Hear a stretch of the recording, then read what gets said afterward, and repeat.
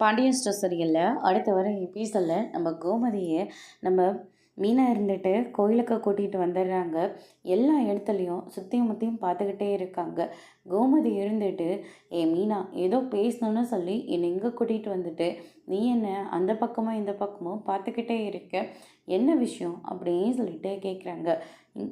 இங்கேயே உட்காருங்க அத்தை, நான் இதை வந்துடுறேன் அப்படின்னு சொல்லிட்டு கோமதியை அதே இடத்துல இருக்க வச்சுட்டு அவங்க பாட்டுக்கு மயிலை கூட்டிகிட்டு வந்து நிற்கிறாங்க.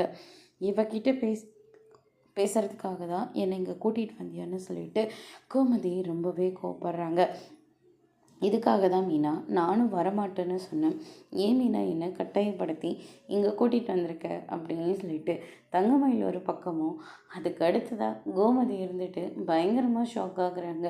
என்ன இவ உன்னை கூட்டிகிட்டு வந்தாளா அப்படின்னு சொல்லிட்டு.